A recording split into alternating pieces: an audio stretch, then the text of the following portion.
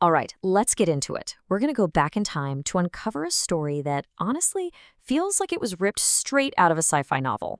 It's all about this scientist who was, believe it or not, once hailed as a prophet, and then, poof, almost completely erased from the history books.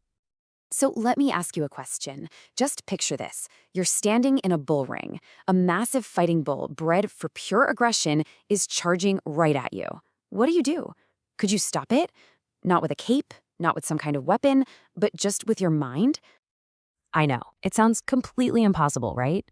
But back in 1963, a neuroscientist, a guy named Jose Delgado, he did exactly that.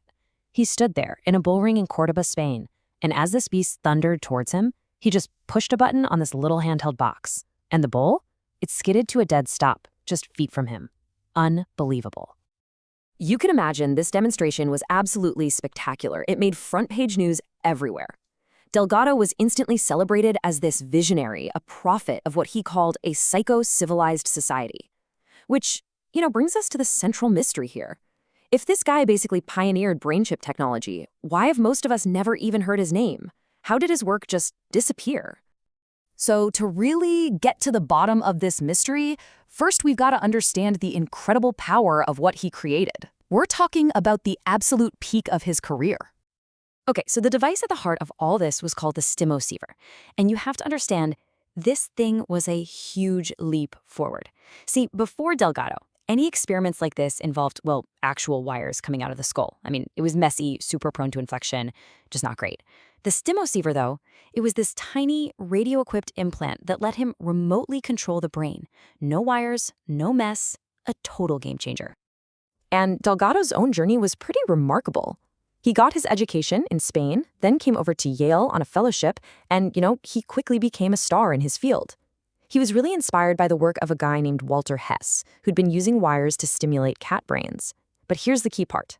Delgado saw this as a much more humane alternative to lobotomies, which, believe it or not, were shockingly common back then. He called the practice of surgically destroying parts of the brain absolutely horrendous. And the power of this technology, it was just undeniable.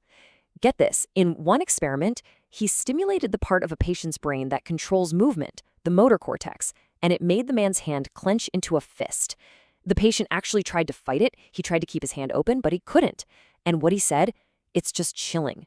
He told the doctor, "I guess, doctor, that your electricity is stronger than my will." But here's where it gets even wilder. This wasn't just about making a fist clench. Delgado figured out he could tap right into the brain's emotional center, the limbic system. We're talking about inducing feelings with the push of a button, fear, pure joy, even blinding rage.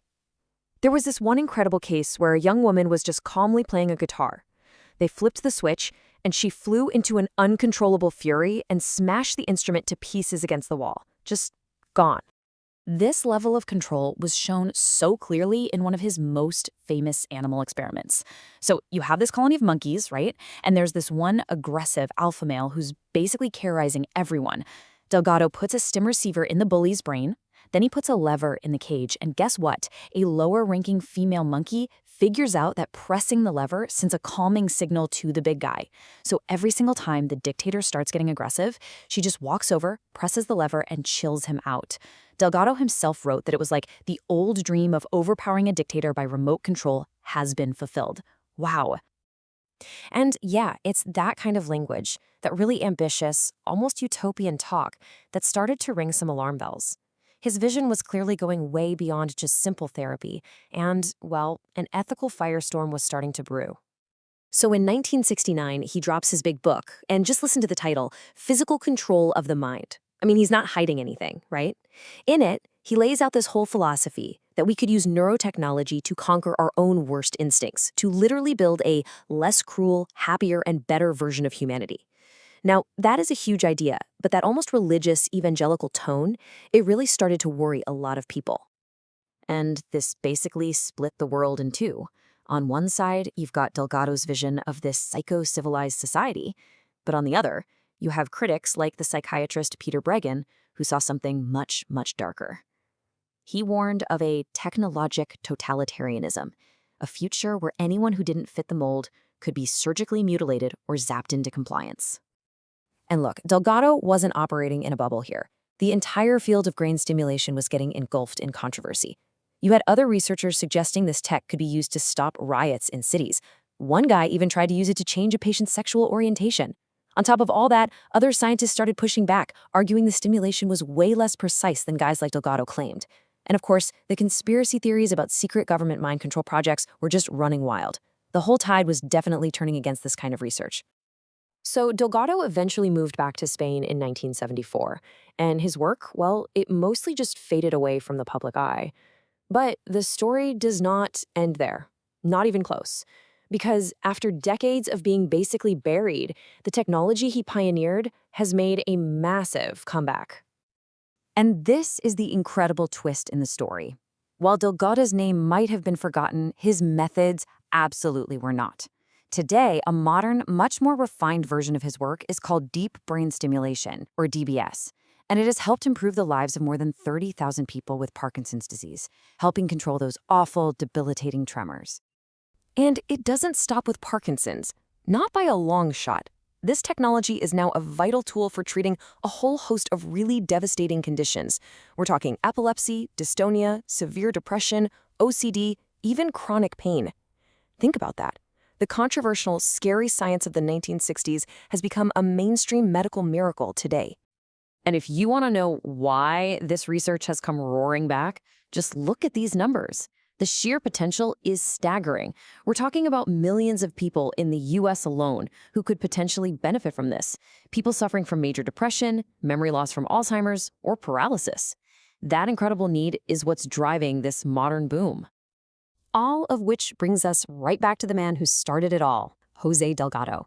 And it forces us to face the same profound questions his work raised all those years ago.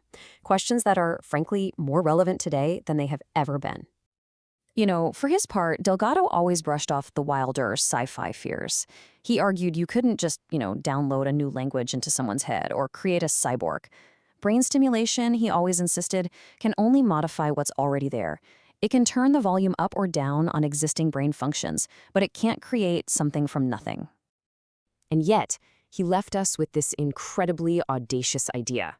He truly believed that humanity's mission needed to change.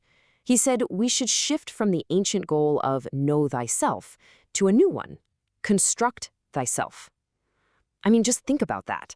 The idea that we should be actively using our own technology to build a better version of ourselves, to shape our very minds. And that was really his ultimate conviction. He once said, and I'm quoting him here, "Can you avoid knowledge? You cannot. Can you avoid technology? You cannot. Things are going to go ahead in spite of ethics, in spite of your personal beliefs, in spite of everything." And that, right there, leaves us with the central, burning question of his legacy and of our own future. Just because we have the power to do these things, should we?